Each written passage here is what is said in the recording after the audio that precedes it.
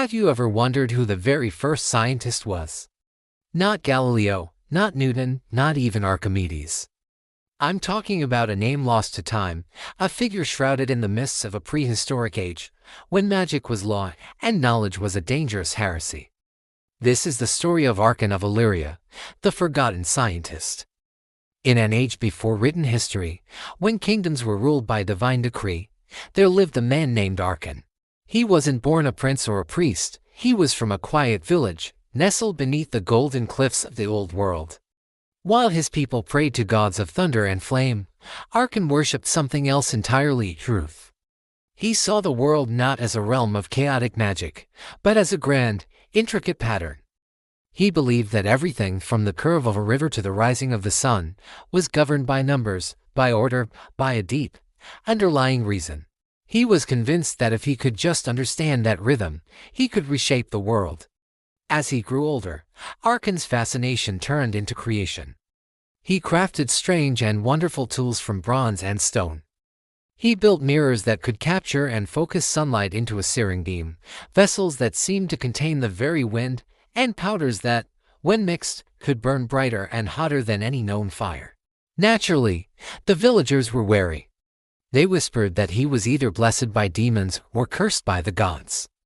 But their superstitions didn't deter Arkan. He was on a mission. He spent years observing the jagged paths of lightning, meticulously charting the movements of the stars, and even trying to measure the very heartbeat of nature itself. He was building a new kind of scripture, one written in the language of observation and logic.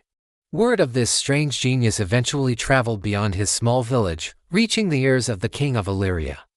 Intrigued, the king summoned Arkan to his magnificent royal court. Surrounded by opulence and power, Arkan stood before the throne. The king, a man accustomed to priests and prophets, looked at him with a mix of curiosity and suspicion.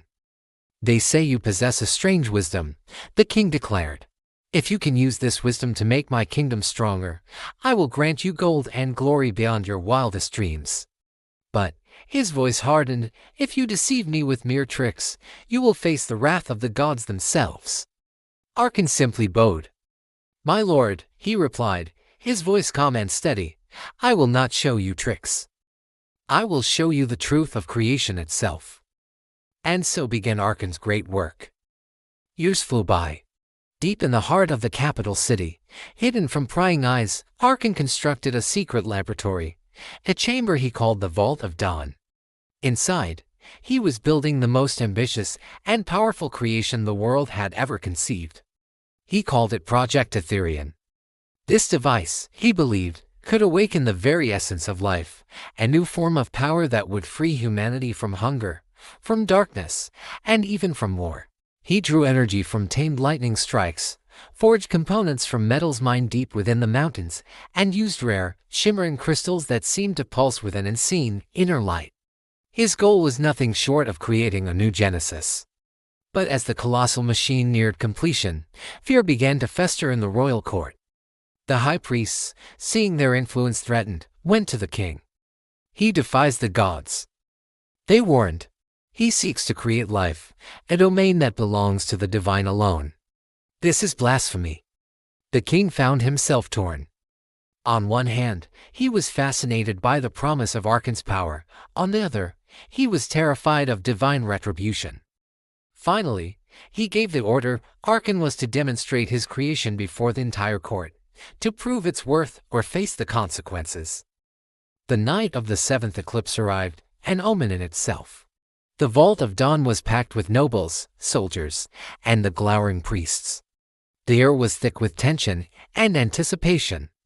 Then, Arkan began the activation sequence. A low hum filled the chamber, growing into a deafening roar. Bolts of captured lightning surged through copper veins woven throughout the machine. The very earth began to shake. A sound, a resonant tone that was neither human nor divine, echoed through the stone hall. A brilliant, blinding light erupted from the core of the device. And then, in the center of that light, something moved. A shadow began to coalesce, taking the shape of a man, but it wasn't made of flesh. It glowed with the intensity of a newborn star. It took a single, silent breath, and in that instant, every torch and candle in the hall was extinguished, plunging them into a flickering, otherworldly glow. The priest screamed in terror, "Blasphemy!" The abyss opens. The king, pale with fright, fell to his knees. But Arkan, standing before his creation, could only whisper, his voice trembling with awe and fear, "It's alive. I have touched the breath of creation."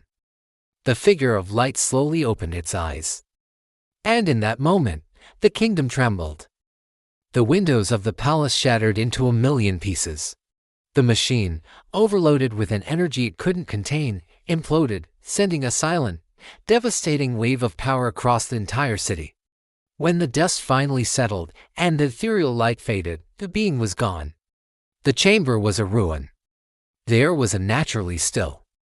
Arkan stood alone, amidst the wreckage of his life's work. The king, consumed by a terror of what he had witnessed, acted swiftly. He ordered the complete destruction of the laboratory and the immediate banishment of Arkan from the kingdom of Elyria. His name was to be struck from all records, his books of research burned, his discoveries forbidden, buried as if they had never existed. Arkan of Elyria, the man who touched creation, was erased from history, but stories, like embers, can survive. Centuries later, travelers in the desolate northern mountains would sometimes speak of a lonely wanderer, the man with haunted eyes who carried strange, glowing lights in clay jars and was often seen whispering to the stars as if they were old friends. Some say it was Arkan, forever exiled but still searching, still observing, still creating in the shadows. Others believe that the being he unleashed that night still roams the earth, neither man nor god, but the first, untamed spark of a new technological age. And so, the world officially forgot Arkan of Elyria.